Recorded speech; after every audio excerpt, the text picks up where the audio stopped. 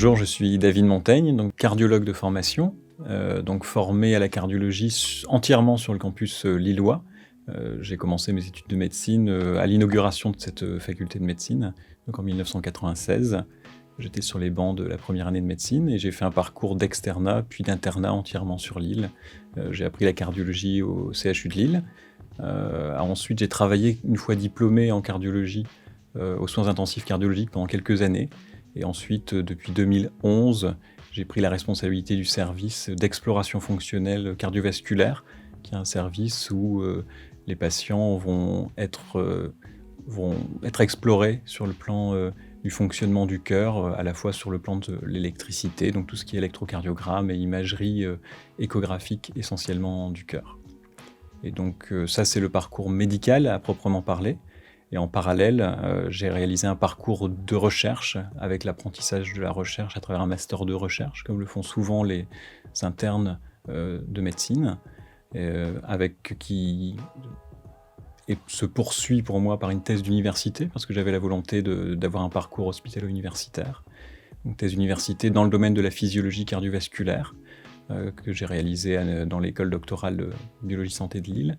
Et puis après, c'est la poursuite pour moi d'un parcours hospitalo-universitaire avec l'habilitation à diriger des recherches. Il y a eu aussi une mobilité, puisque les hospitalo-universitaires doivent passer 1 an à l'étranger pour étoffer un petit peu leur épreuve de titre et puis leur savoir-faire. Donc moi, j'ai passé 1 année sur Londres à l'université Queen Mary University, où j'ai travaillé à la fois sur des projets cliniques en rapport avec mon activité clinique et puis des projets de recherche sur le petit animal. Alors les motivations, la médecine est une vocation quand même, en tout cas c'est comme ça que moi je l'ai vécu, donc c'est la volonté quand même de soigner avant tout les patients et d'aider ces patients en difficulté.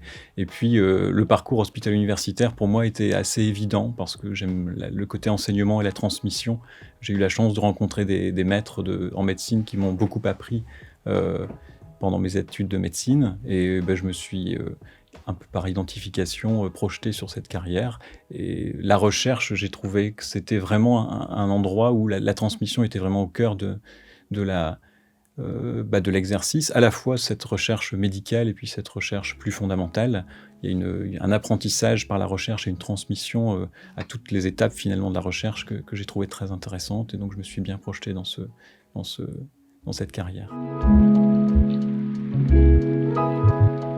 Moi, je suis responsable d'un groupe qui s'intéresse à la physiologie et à la physiopathologie cardiaque au sein de l'équipe UMR 10-11, qui est l'équipe dirigée par le professeur Barchtals, qui s'intéresse à l'interaction des maladies cardiovasculaires et des maladies du métabolisme systémique, comme le diabète, le syndrome métabolique ou l'obésité. Avec des recherches qui sont centrées sur les récepteurs nucléaires. C'est historiquement le savoir-faire de cette équipe. Cette recherche translationnelle, elle a pour objet d'être le trait d'union, effectivement, entre comme son nom l'indique, des travaux très fondamentaux, des travaux chez le petit animal, et puis la relevance clinique, finalement, et donc le trait d'union chez le patient.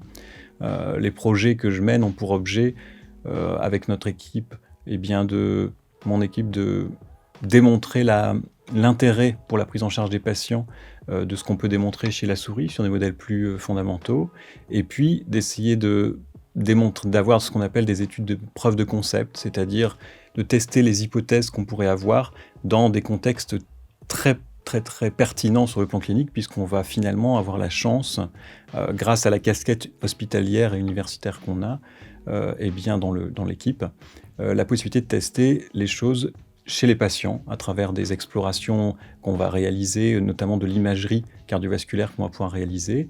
Et puis on va avoir la possibilité d'étudier des biopsies chez des patients, des prélèvements de sang chez des patients qui vont nous permettre de renforcer les impressions qu'on aurait pu avoir sur des animaux ou sur des modèles un peu plus in vitro en boîte de pétri. Au sein de notre groupe, cette recherche translationnelle s'intéresse à la population des patients diabétiques et ou obèses des Hauts-de-France et en pratique qui sont pris en charge sur le CHU de Lille et dans le service dont je suis responsable. 3 populations pour lesquelles il y a des questions qui se posent encore sur la prise en charge. C'est d'une part les patients diabétiques qui vont devoir subir une chirurgie cardiaque, donc qui sont déjà à un stade avancé des complications du diabète au niveau cardiovasculaire. L'idée est de comprendre pourquoi certains patients vont faire des complications et d'autres non, et de comprendre pourquoi les diabétiques font bien plus de complications cardiovasculaires après la chirurgie que les patients non diabétiques. Donc ça, c'est un axe fort de notre recherche sur laquelle on a un historique assez important. Deuxième élément et deuxième typologie de patients sur lesquels nous posons des questions, ce sont les patients diabétiques qui ont fait un infarctus du myocarde. Ils vont à nouveau, comme dans la chirurgie cardiaque, présenter plus de complications après l'infarctus du myocarde que les gens qui ne sont pas diabétiques. Ils vont notamment développer plus facilement et plus souvent de l'insuffisance cardiaque. On n'en connaît pas bien les déterminants, et donc une partie de notre recherche est de comprendre un petit peu ce qui permettrait de comprendre pourquoi ces patients diabétiques font plus de complications que les non-diabétiques. L'idée, bien entendu, étant à chaque fois dans ces deux thématiques, de mieux comprendre pour donner des pistes sur des nouvelles thérapeutiques, mais aussi pouvoir appréhender sur une population de patients qui souffrent de diabète et qui, par exemple, vont se faire opérer du cœur, eh bien, lesquels sont les plus à risque de faire des complications, parce que, bien entendu, les patients les plus à risque, eh bien, l'intérêt de la chirurgie est peut-être à mettre en balance avec le risque important, et donc il serait d'intérêt de pouvoir identifier ce qu'on n'est pas encore capable de faire, quels patients diabétiques vont faire les complications finalement et lesquels ne vont pas les faire.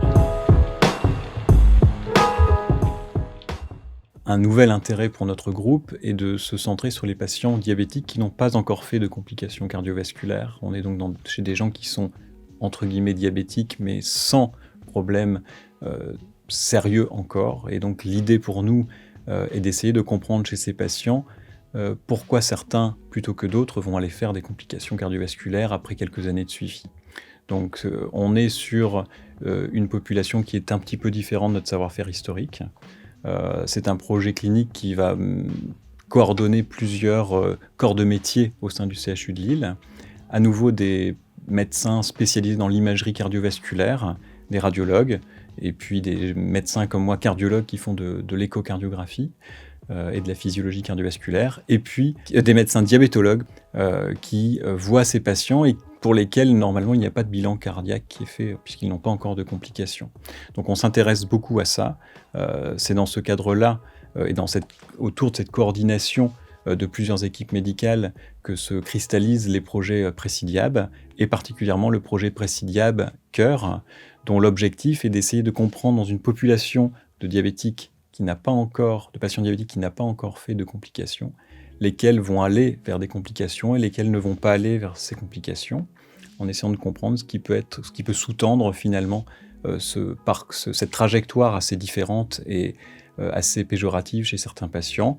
L'hypothèse que nous faisons, c'est que l'on va être capable, à partir de prélèvements de sang un petit peu sophistiqués, notamment qui s'intéressent au métabolisme mitochondrial des globules blancs, donc les problématiques du métabolisme de ces globules blancs qu'on pourrait dépister, qu'on pourrait explorer assez facilement, comme témoin d'une dysfonction globale de la mitochondrie au niveau de l'organisme. On imagine, à la lumière des travaux qu'on a réalisés chez les patients notamment qui ont eu des chirurgies cardiaques, eh bien on imagine que ces anomalies permettraient de prédire les patients qui vont faire les années qui vont suivre cette exploration de l'insuffisance cardiaque versus ceux qui n'en feront pas. C'est l'hypothèse principale.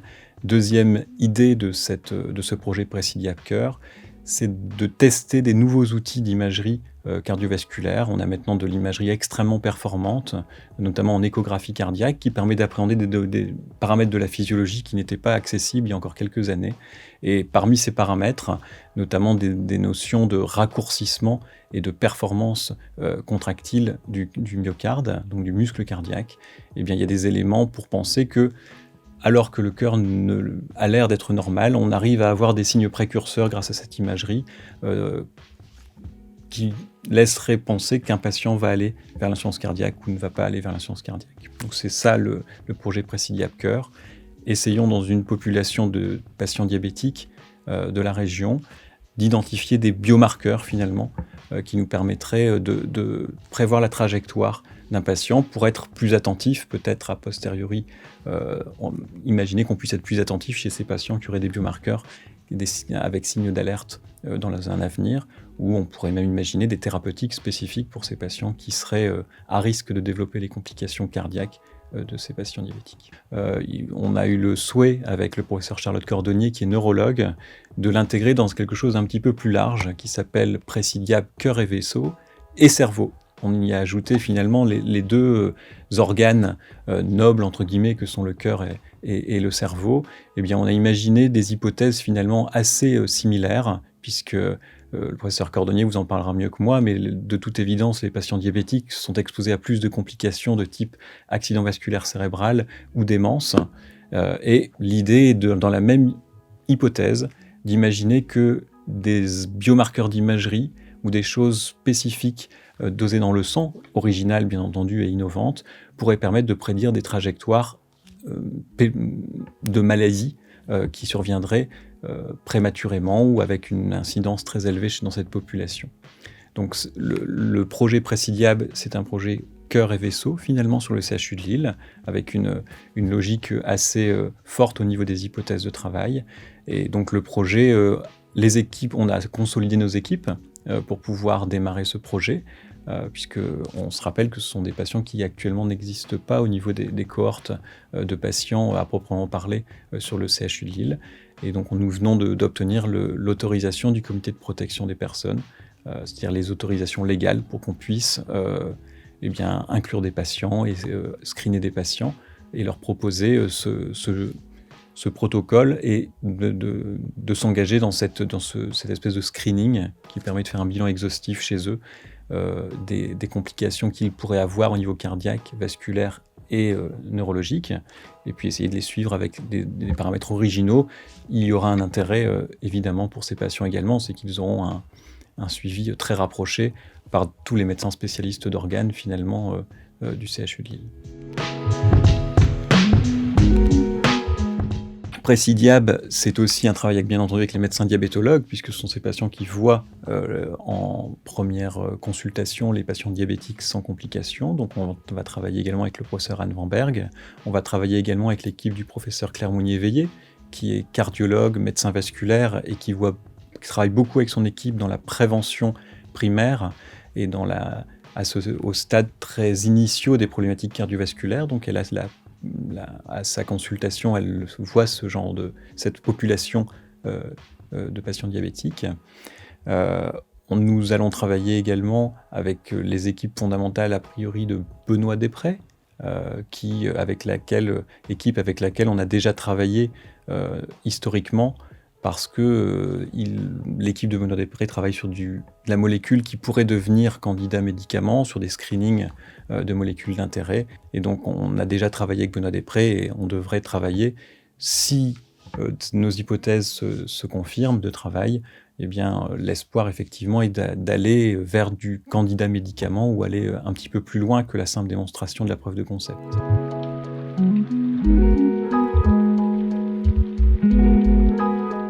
Alors le projet Présidiab, au sens large, au niveau cardiovasculaire, arrive à point nommé. On est sur une actualité très forte dans le domaine cardiovasculaire parce que les patients diabétiques et ou obèses deviennent très très nombreux.